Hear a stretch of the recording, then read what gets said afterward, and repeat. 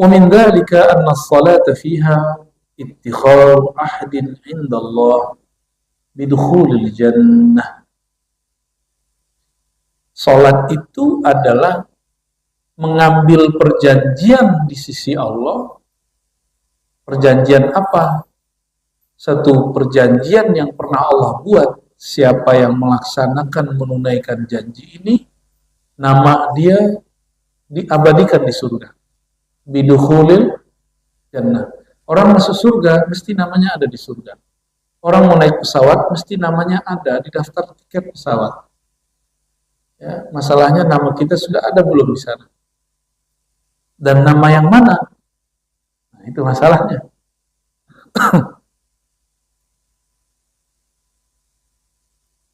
Dari Ubadah ibn Samit radhiyallahu taala anhu, ini Sayyidina Ubadah ini sahabat Sayyidina Ali, beliau mengatakan, sami'tu Rasulullah sallallahu alaihi wasallam yaqul, aku mendengar baginda Nabi Muhammad sallallahu alaihi wasallam bersabda, khamsu shalawatin katabahunna Allahu 'alal ibad. Ada 5 salat yang Allah wajibkan, Allah sederhanakan untuk hambanya, maka faman jaa bihinna, siapa yang melaksanakannya, walam yudayyi' minhunna, dan tidak menyia-nyiakannya syai'an sedikit pun, istighfafan karena melalaikannya, kana lahu 'indallahi ahdun ay yudkhilahul jannah, maka Allah berjanji kepadanya dia pasti masuk surga. Ya, kita kan pengen masuk surga tuh.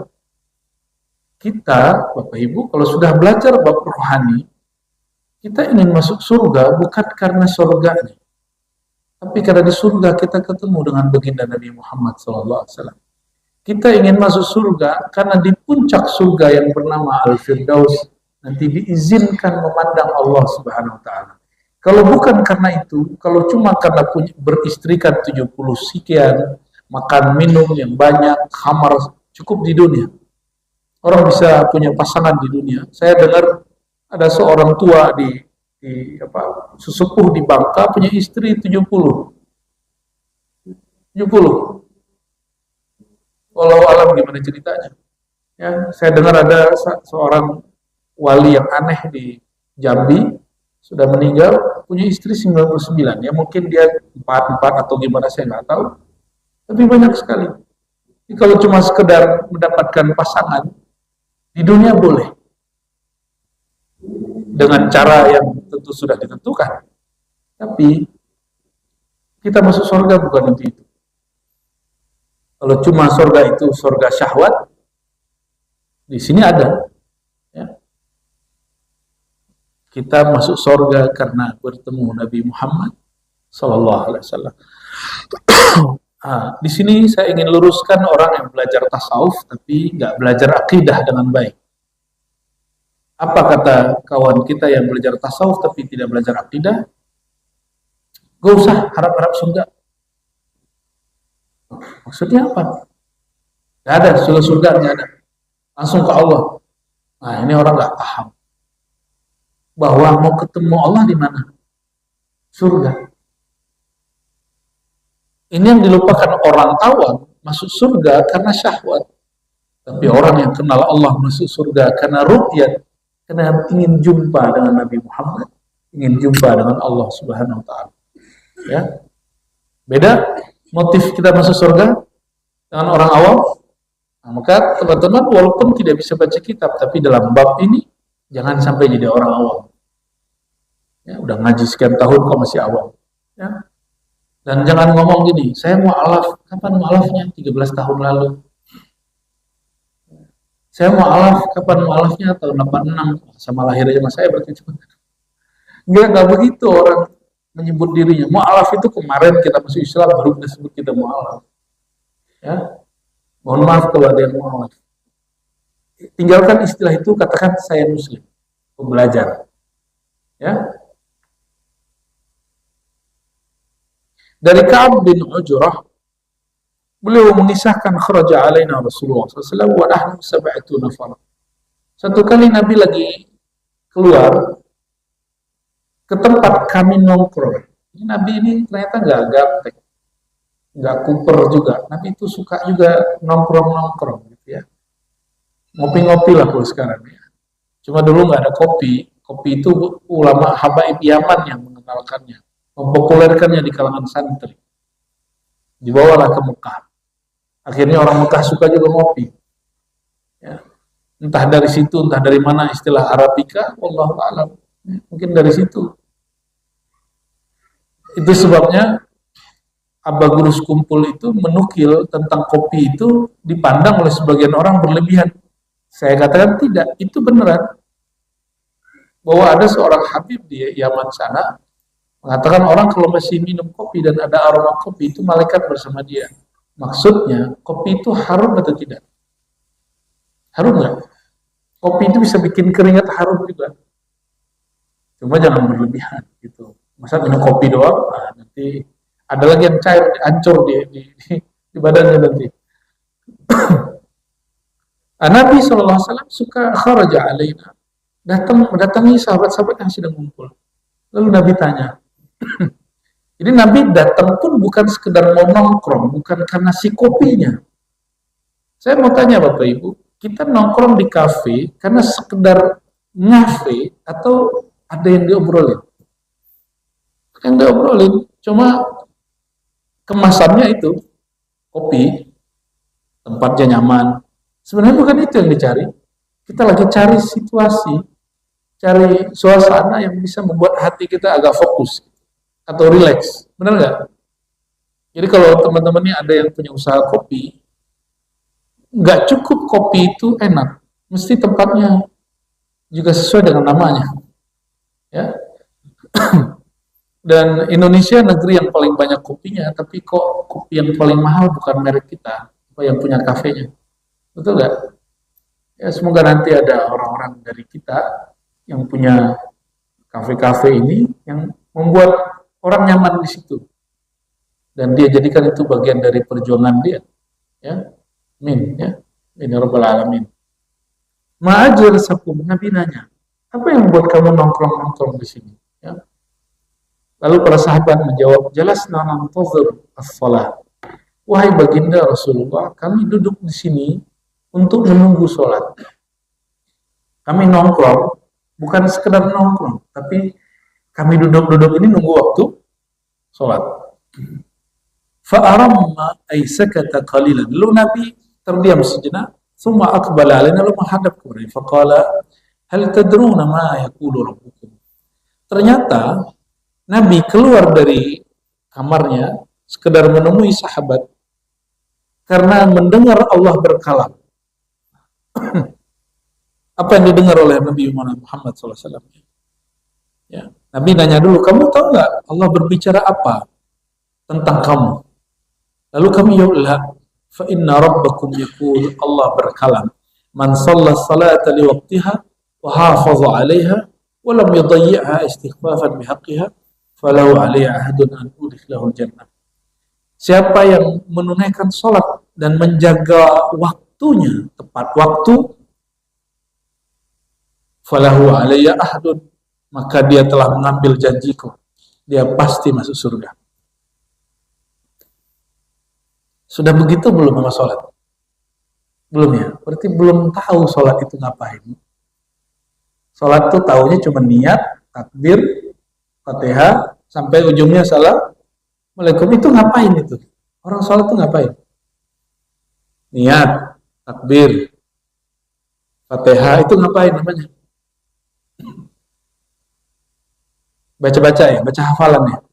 Hafalannya dikit juga paling kuliah kulhu, alakum takatsur, alam nasyr.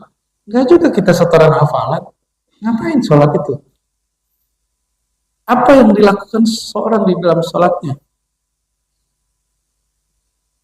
Nah, maka kita loncat sedikit ya, di halaman 63 bagian bawah, anna sholata silatul 'abdi bi rabbih tarfa'ul hujuba bainal musalli wa baina rabbih 'azza wa jalla. Salat itu silat.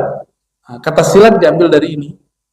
Yang bikin silat kan kiai di Sumatera, di Jawa, bikin namanya nyambung hati dengan Allah, lalu diturunkan dalam bentuk gerak, jurus, dan kuda-kuda. Disebut silat. Maka silat itu ada silat yang cuma jurus, zahir, ada yang silat hakiki, yaitu terhubungnya gerak hati kepada Allah. Sehingga dia mengatakan, la fa'ila illallah, tiada gerakku kecuali digerakkan Allah. Itu baru namanya pesilat sejati. Jadi, ini mohon maaf, saya tidak mau menggurui para jawara, tapi kalau ada di antara antum ini jawara, ente belum jawara, kalau belum fana dalam fi'il perbuatannya Allah, belum mengatakan, belum merasakan, gerakku ini adalah geraknya Allah. Tiadalah gerakku kecuali digerakkan Allah. Jadi kita tiadakan gerak kita, lalu kita nyatakan bahwa Allah yang bergerak. Bukan berarti kita salah, lalu Allah yang salahin, bukan. Kalau Allah yang bergerak, kalah atau menang? Sempurna atau kurang? Nah, kalau kita geraknya kurang, berarti kita belum fana, belum lebur dalam cinta fiilnya perbuatan Allah Subhanahu wa taala. Sahabat-sahabat Nabi itu dapat gelar Saifullah, pedangnya Allah. Itu maksudnya apa? Dia kalau nebas, bukan dirinya lagi yang nebas. Itu sudah Allah yang bekerja. Maka Sayyidina Hamzah, satu orang bisa melawan 5 orang, dan itu kuat. Antum kuat ya? Satu orang lawan 5, dan itu kalah semua. Itu Sayyidina Hamzah. Ya. Maka disebut di sini, as-salat, anna-salat fiha silatul abdi birabbi. Salat itu adalah silat. Silat artinya penghubung antara si hamba dengan Tuhannya. Ya. Antara kekasih dengan yang dikasihinya.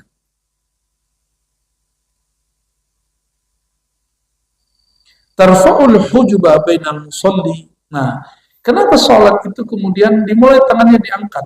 Itu namanya proses mengangkat hijab. Penghalang antara kita dan Allah itu apa? Kita merasa diri kita besar. Maka sholat itu dimulai dengan lafaz Allahu Akbar. Jadi kecilkan diri, barulah terasa besarnya Allah. Di situ seseorang hamba baru sah namanya bertawajjuh, menghadapkan dirinya kepada Allah Subhanahu wa taala. Maka ada satu hadis, innal abda idza qama fi shalah futihat lahul jinan. Seorang hamba kalau sholat, itu kalau azan yang dibuka pintu langit. Kalau sholat yang dibuka pintu surga. Lebih canggih mana? Maka banyak ulama berbeda pendapat dulu. Lebih afdal muazzin atau imam? Jawabannya ini. Muazzin membuat langit terbuka, kalau imam takbir dia membuat surga terbuka. Jadi lebih tinggi mana? Tetap lebih tinggi imam.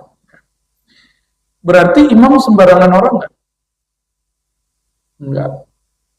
Kata Al-Habib Abdullah Al-Haddad ya, dalam Tasbitul Fuad, ya meskipun di antara anak-anak kami, remaja kami banyak yang hafiz Quran, tapi kami tidak yuqaddimuhu fis shalah, tidak menjadikan dia imam.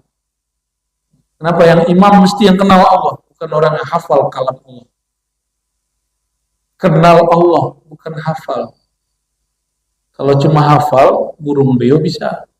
YouTube juga hafal. YouTube 30 juz ada nggak? Ada, Pak. Orang yang kenal, bukan tua, sorry. Jangan sok-sokan sok tua. Emang antum kalau tua terus berhak jadi imam? Tua-tuaan lah. Nggak ada urusannya tua. Ya. Ketika Nabi SAW menyebut tua, itu ada asbabul wurudnya, ada kronologisnya. Ada satu angkatan sahabat umurnya berbeda, tapi Islamnya sama.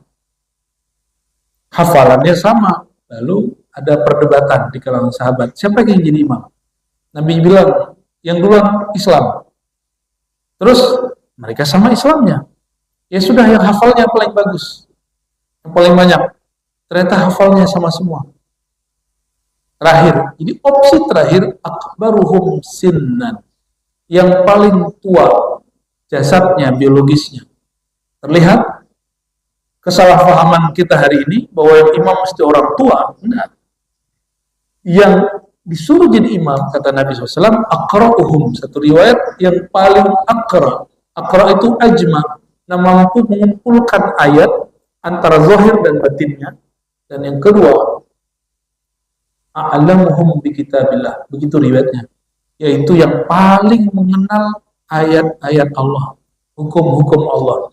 Berarti yang jadi imam itu orang yang tua kealimannya, bukan yang tua hafalan dan jasadnya.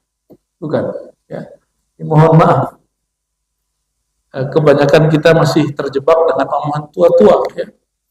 Akhirnya banyak masjid yang imamin orang tua yang tidak pernah belajar tajwid. Betul nggak? Baca Fatihahnya salah, gimana yang lain mau benar? Baca Fatihahnya udah salah.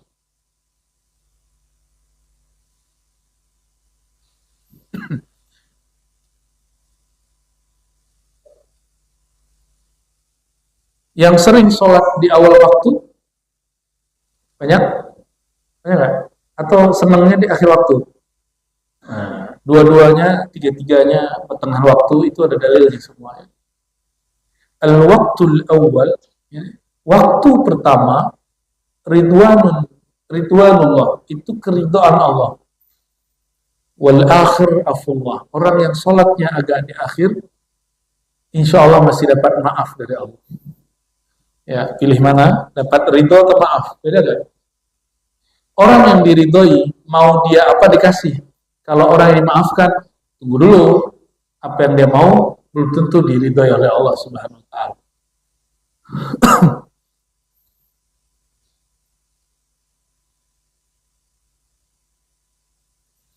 Ternyata Allah itu yang maha sempurna tetap saja memamerkan sholatnya seorang hamba kepada malaikat di langit.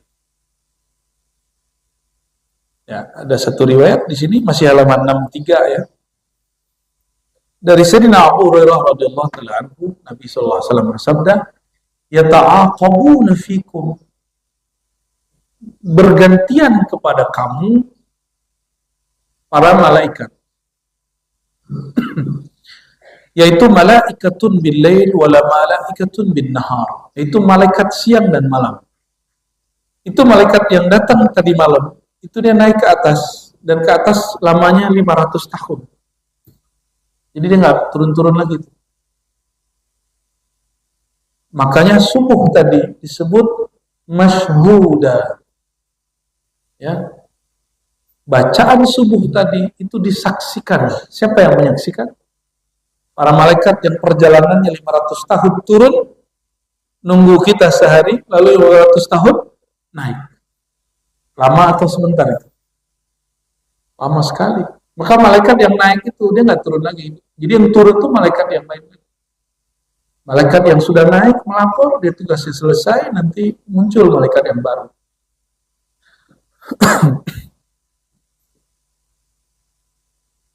Kalau anak manusia, jadi ada bayi lahir, itu setan lahir, Pak.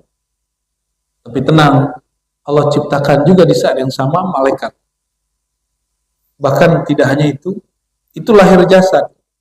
Kelahiran kolbu, kelahiran batiniah sang diri itu lahir kembali, itu Allah ciptakan malaikat rahmat di situ.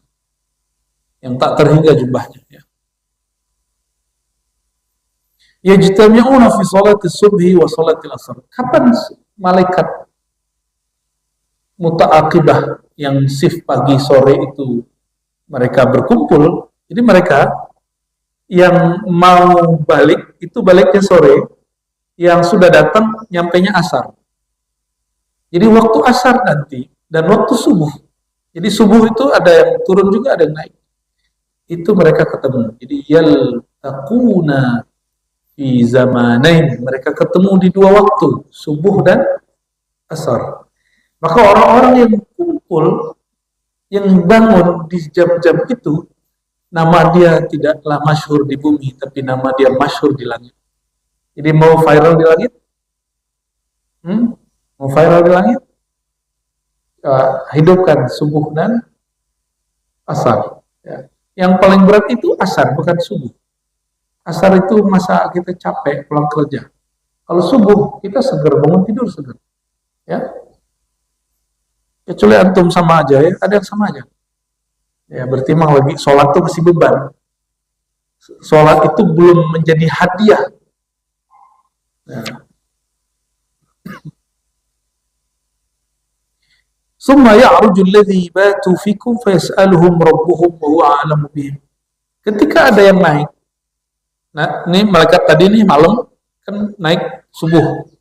Ketika sampai di hadirat Allah, jadi Allah itu bukan bertempat di langit, tapi Allah itu punya satu si makhluk gaib untuk malaikat disebut hadiratul malakut. Hadiratul malakut itu tempat para malaikat bersemayam di langit. Di situ Allah bertanya, wahai para malaikatku, dalam keadaan apa hambaku engkau tinggalkan?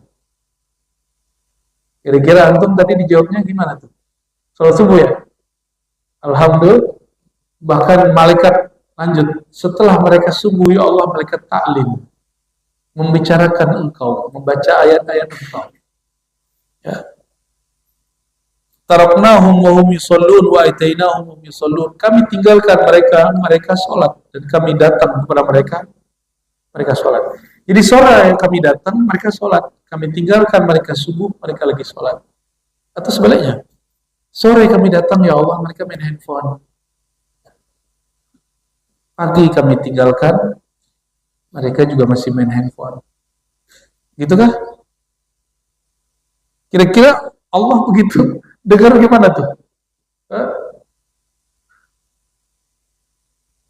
Rasulullah nanya juga, ini kan hanya riwayat mengenai tentang malaikat dan Allah. Rasulullah juga nanya, Bapak Ibu, umatku lagi ngapain?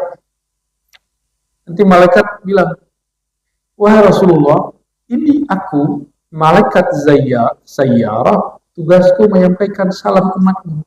Dia bangun tidur salawat, masuk rumah salawat, naik kendaraan salawat, mau ngapa-ngapain salawat. Nabi kemudian tersenyum. Itu malaikat, namanya malaikat Sayyarah. Malaikat yang namanya kalau bahasa Arab artinya malaikat mobil. Tapi ini bukan mobil, ini malaikat cahaya. Jadi dia cepat sekali melaporkan salawat kita kepada Nabi Muhammad sallallahu alaihi wasallam. Bapak saudara saudariku yang bukan Allah, kalau kita kerja di satu institusi, kita punya atasan. Senang nggak cari perhatian atasan? Ya, ingin berbuat, lalu program yang berhasil itu dianggap sebagai keberhasilan kita, benar nggak? Betul? Ya, yang pernah kerja lah. Atau ini pada pengangguran semua? Atau pada ngantuk semua ini? Kita ingin cari perhatian orang di atas kita.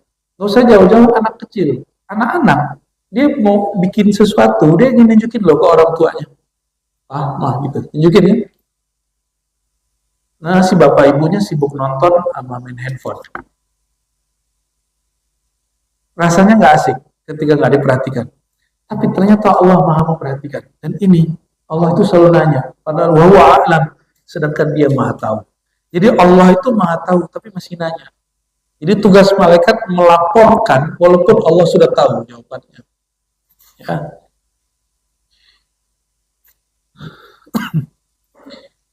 Ketika kita sholat,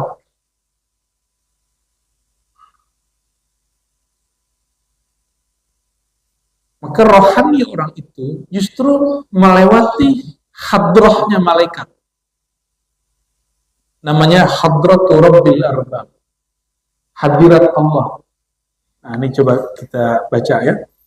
Wa min dzalika, dan di antara rahasia salat itu, kekhususan salat umat Nabi Muhammad SAW, fiha al-iqtirabu min hadrati rabbil arbab.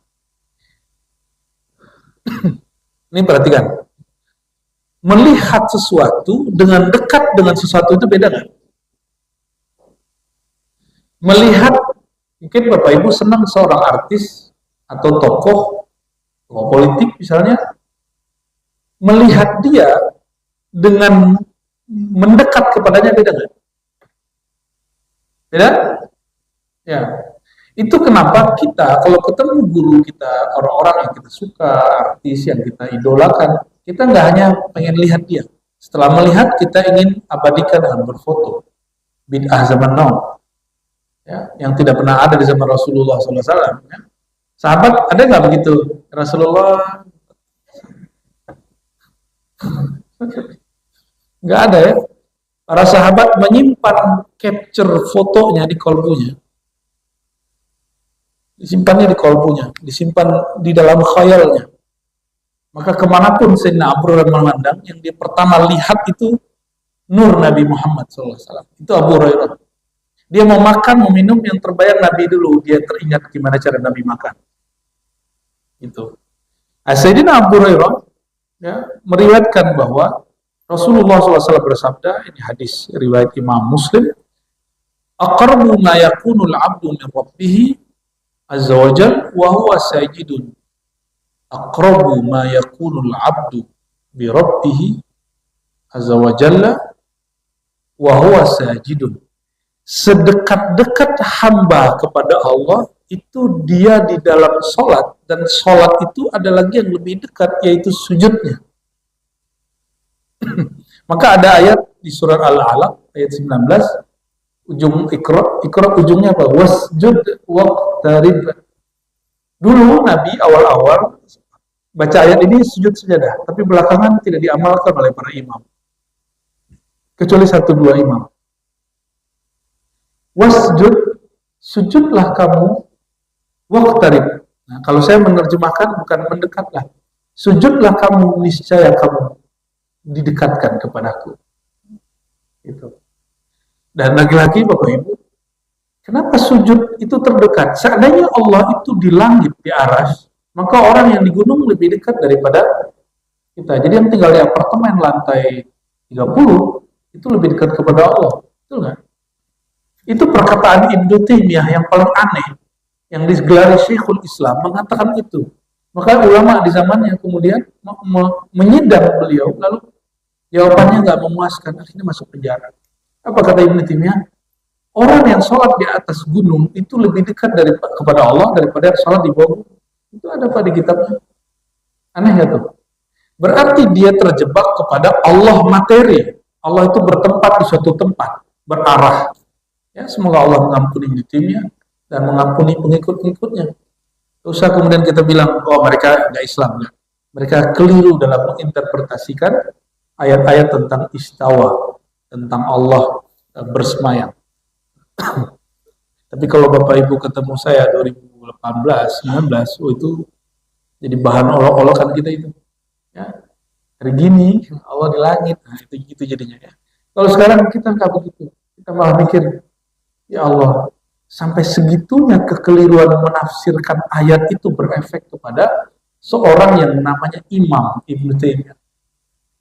Selevel Ibnu Taimiyah bisa terjebak kepada mematerikan Allah, apalagi pengikutnya. Nah, jalan keluarnya bukan untuk buat debat terbuka dengan Wahabi. Enggak. Jalan keluarnya kita memohon ampun untuk diri kita dan untuk mereka. Jangan-jangan selama ini kita bermuamalah dengan mereka tidak benar juga.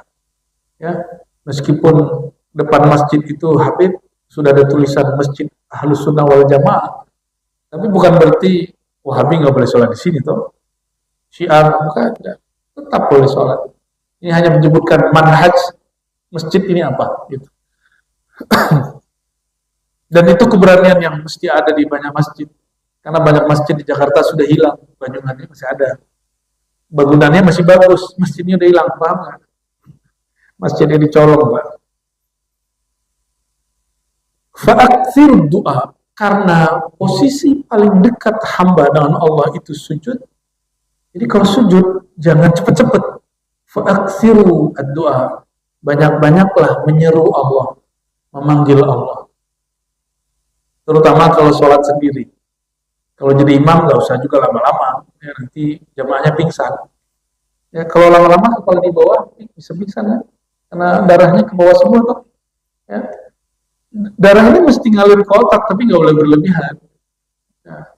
Kecuali mau jadi atlet, ya, kepalanya di bawah, kakinya di atas. Baik. Wa inna makana fi sujud qurbun khas lima fihi min mahdi dhullil ubudiyah li maqami izzatir rububiyah. Kenapa sujud itu paling dekat? Karena di saat itu si hamba menghinakan dirinya sehina-hinanya. meniadakan dirinya setiada-tiadanya. Disitulah dia merasakan Allah itu eksis dan ada.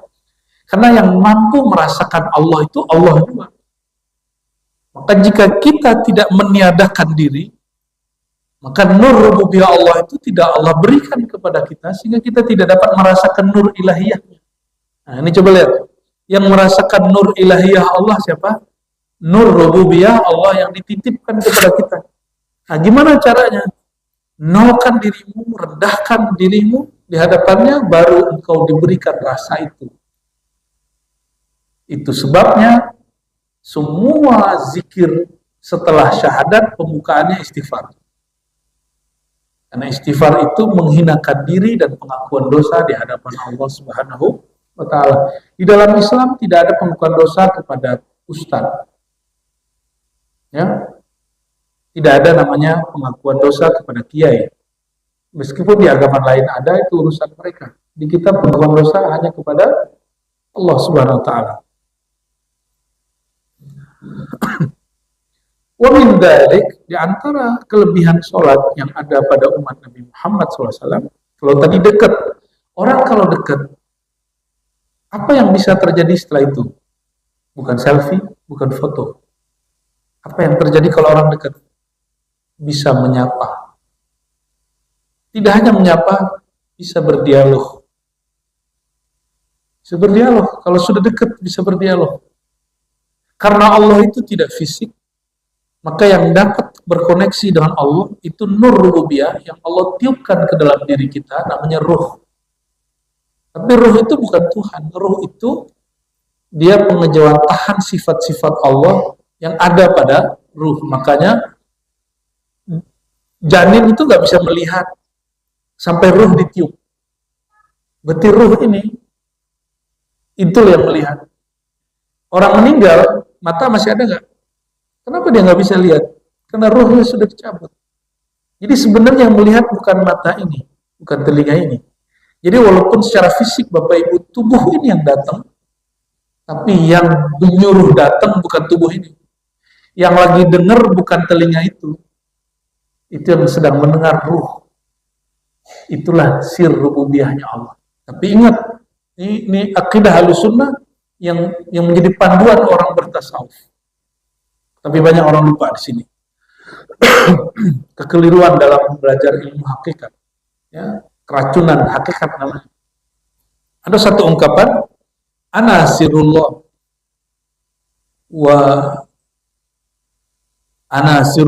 wa huwa sirri. Ya, wa ana sirrul insan. Ya. Manusia itu sir aku, sir Allah, sedangkan aku sirnya manusia. Perhatikan. Allah menyebut aku rahasianya manusia, manusia rahasia aku. Kalimatnya bukan aku adalah insan, bukan. Kalimatnya apa? Aku rahasianya insan, bukan insan. Aku rahasia manusia, bukan manusia. Manusia rahasiaku, bukan manusia adalah aku. Hati-hati yang belajar ilmu tasawuf hari ini, orang lewat YouTube banyak sekali. Tapi ternyata si ustadznya nggak ngerti bahasa Arab. Bisa nulis bahasa Arab tapi salah-salah. Dan menerjemah bahasa Arabnya keliru. Akhirnya berhakikat tentang Allahnya keliru. Dan ini sudah mulai kita lihat hari ini banyak sekali. Ya. Auzubillah min dzalik. Jadi kalau sudah dekat, bisa menyapa, bisa bersalaman. Kalau kita ketemu orang fisik. Kalau ke Allah, jangan dikira Allah itu galak. Yang kita bayangkan Allah galak, benar. Yang antum bayangkan selalu Allah itu pengancam neraka, suka marah-marah kalau nggak sholat. Selalu itu yang diajarin sama orang tua. Ya, ini banyak orang tua yang hadir pagi ini. Tolong ajarkan anak bukan lagi Allah yang maha mengancam, tapi Allah yang maha rahman, maha rahim. Coba lihat, semua surat dimulai dengan Bismillahirrahmanirrahim, kecuali satu, surat Bara'ah, Taubah, ditutup tetap dengan wabil mu'minina raufur rahim. Lalu, karena Allah begitu, kenapa kita nggak meniru yang itu? Kenapa anak-anak yang kemudian kita dulu pernah anak-anak, apa-apa kemudian diancam. Hasilnya beragama itu takut dan tegang. Betul ya? Dan hasilnya lagi apa? Khotbah-khotbah isinya menegangkan semua. Ya. Padahal khotbah kajian itu harusnya syahdu di dalam qalbu. Karena itu membuat kita bisa terkondisikan kepada Allah Subhanahu wa Ta'ala. Maka saya nggak sedih Bapak Ibu kalau Bapak Ibu lapor, saya kalau nggak bisa tidur terus dengerin pengajian dia, gitu. Saya nggak sedih Pak, saya malah senang. Oh berarti Allah izinkan kajian saya, bikin suara yang Allah berikan ini suara dari Allah, bukan dari ciptaan Bapak Ibu saya. Ilmunya ilmu milik Allah, bukan ilmu saya. Allah izinkan mengantarkan tidur seseorang. Seandainya orang itu mati lagi tidur, dia mati dalam ilmu Allah Subhanahu wa Ta'ala. Dan dalam ilmu psikologi, orang nggak bisa tidur kecuali gelombang otaknya mulai tenang. Semoga Allah jadikan suara ini menenangkan. Tapi jangan tidur di depan saya.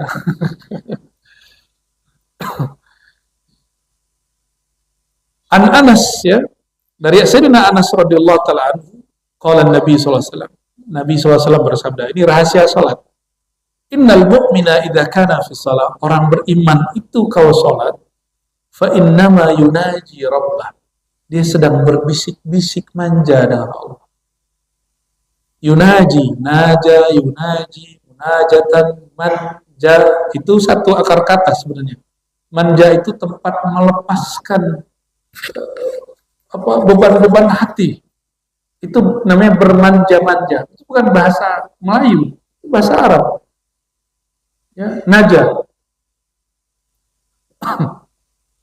Maka bermunajat dikembalikan ke bahasa asalnya itu berbisik-bisik mesra dengan Allah SWT. Tapi kebanyakan kita memahami munajat itu cuma minta-minta. Saya lagi butuh, saya minta. Saya lagi perlu, saya minta. Jadi kita ke Allah itu cuma sebatas perlu. Di luar keperluan itu kita gak datang ke Allah dan gak bermanja-manja kepada Allah. Saya mau tanya Bapak Ibu, Ibu-Ibu khusus, punya pasangan itu hanya sekedar mohon maaf, hubungan seksual, nafkah, duit, atau juga pengen dibersamai. Ditemenin makan, ditemenin ngobrol, itu gak? Benar? Atau sekedar pengen dapat suami yang menafkahi? Matre namanya. Atau hanya sekedar biologis? Itu namanya budak syahwat. Bukan, saya yakin itu perlu semua. Tapi ada yang lebih perlu. Itu teman hidup. Betul nggak? Ya. Teman ngobrol gitu. Fala yabzuqanna baina yadayhi wala an yamini. Meskipun Allah tidak fisik, tapi kalau sholat menghadapnya ke mana? Ke depan. Maka sebagai adab simbolis, orang Arab dulu itu kalau mereka meludah, itu meludahnya di masjid. Sekarang ada yang berani meludah di masjid? Ya, mereka meludah di masjid. Mereka meludah ke depan. Gitu. Jadi Nabi itu sering kerja bakti sekedar bersihin ludah Arab Badui di tembok masjid. Itu kerja Nabi itu. Tiap hari ngecek, berarti ada Arab Badui di saf pertama gitu. Yang nggak berani Arab Badui duduk cuma di belakang imam langsung. Orang udah tahu itu bab Abu Bakar, bab Umar, bab Utsman bin Ali. Gak ada yang berani duduk di situ. Ya. Kecuali mereka sakit. Jadi kalau Sayyidina Ali nggak datang sholat langsung ketahuan. Maka suatu kali Sayyidina Ali nggak datang. Ditanya, Aina Ali? Mana mantuku Ali? Masa mantu Rasulullah nggak sholat berjamaah di masjid? Apa jawaban sahabat ya Rasulullah? Ishtaka ini, matanya sakit. Langsung Nabi jenguk. Nabi nggak marah-marah. Ya. Nabi nggak bilang neraka ini, pantas ini jadi mantu aneh. Nggak begitu. Nabi malah apa? Nabi salami, Nabi tanya. Orang sakit itu pengen ditanya. Jadi salah satu cara Allah berkalam kepada si hambanya itu lewat ada orang yang menjenguknya. Nah, ada satu hadis riwayat Imam Muslim. Apa kata Allah Ta'ala, hadis qudsi? Ya abdi, wahai hambaku, maritu falam ta'udni. Aku sakit, kenapa engkau tidak jenguk? Nanyalah si hamba, ya Allah, engkau kan Tuhan, tidak mungkin sakit. Apa jawaban Allah Ta'ala? Maridu abdi falam ta'udni. Hambaku sakit, kenapa engkau tidak jenguk? Jadi menjenguk si hamba yang sakit itu menumbuhkan ada perasaan empati, gak hanya simpati. Betul nggak? Kasihan nggak kalau orang sakit? Di saat kasihan, itulah saat kita sedang mengekspresikan Rahman Rahimnya Allah SWT. Lau udtahu lawajadtani indahu, wahai hamba, jika engkau menjenguk hambaku yang sakit itu, engkau sedang menjengukku. Lawajadtani indahu, engkau akan temui aku di sana. Apa yang ditemui? Rahman Rahimnya Allah SWT. Jangan GR terus ngomong gini, saya ini kalau dapat ilham tentang orang mati, pasti mati. Bangga dia. Ya, emang kamu siapa? Ya. Saya mau tanya nih Bapak Ibu yang asik dengan ilham-ilham sampah itu, ya, mohon maaf. Orang itu mati karena kita dapat ilham atau karena Allah menakdirkan dia mati? Nih, 02 menang nih. Ya. Itu karena ada wali mengatakan, saya dapat ilham, Siano menang. Siano menang itu karena ilham si wali atau karena kehendak Allah? Kita sering kejebak, sering takjub. Ini yang disebut muhlikat, yang membuat seorang hamba itu amalnya binasa, dirinya binasa, ketika dia yu'jib, ya, dia takjub kepada dirinya, amalnya, ilmunya. Jadi nggak boleh Bapak Ibu. Yang boleh itu menceritakan nikmat Allah karena dia dari Allah, bukan karena itu ada pada kita. Ya. Ini bagian terakhir barangkali ya. Jadi ketika kita sholat, batuk, Bapak kalau batuk tutup tangannya, karena kita sedang menghadap ke Allah. Ya, batuk ke bawah. Karena kalau ke kiri ada orang juga. Ya. Benar nggak? Nah, dalam hadis ini menarik. Sebelah kananmu malaikat, sebelah kirimu syaitan atau jin. Nah, ini ungkapan majazi sebenarnya, bukan hakiki. Karena malaikat ada kiri kanan kita. Jin, syaitan juga ada kiri kanan kita. Ya.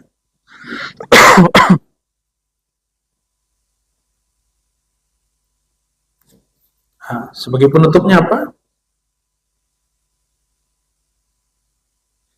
Anna salata fiha tawajjuh wal ikbal ala Allah. Salat itu adalah tawajjuh. Tawajjuh itu artinya menghadapkan ruh qalbu kepada Allah Subhanahu wa taala. Tawajjuh dan ikbal ini dua sinonim. Kita sering menyebut kasih nama orang Iqbal ya. Tapi nggak ada kan nama orang Tawajjuh. Ada nama orang Tawajjuh nggak? Nggak ada ya. Tapi sering kita dengar nama orang Muhammad Iqbal. Itu nama filsuf di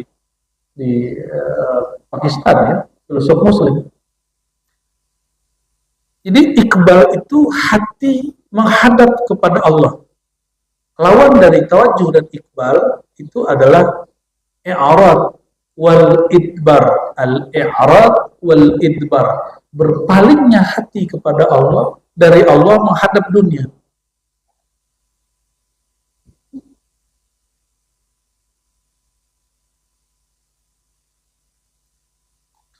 Oleh karenanya, ini asrar daripada baca doa iftitah yang ada kalimat wajjahtu. Wajjahtu itu betul-betul membuat seseorang kolbunya berhadap kepada yang membolak-balik kolbu.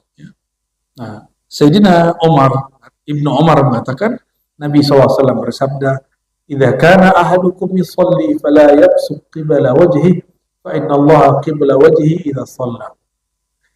Jika kalian sholat, jangan meludah ke depan arah wajahnya. Fa inna Allah, perhatikan ini, sesungguhnya Allah qibla wajhihi, di arah tatapan wajahnya, idza shalla, jika dia sholat. Berarti kalau orang sholat, hadapan wajah dia langsung nurullah ada di situ. Tapi kalau dia selesai sholat, nurullahnya kemudian tidak lagi disebut simbolnya di depan. Oke? Wajahnya. Fa innallaha qibala wajhihi. Maka yang dapat menatap wajah Allah itu juga hanya wajah Allah. Karena kullu man 'alaiha fan. Semuanya binasa kecuali hanya wajah Allah, ya. Menunjukkan kemuliaan wajahnya. Itu caranya. Jadi bagaimana cara menghadapkan wajah kita kepada Allah? Hinakan wajah ini di hadapannya, maka Allah akan muliakan wajah kita. Ya.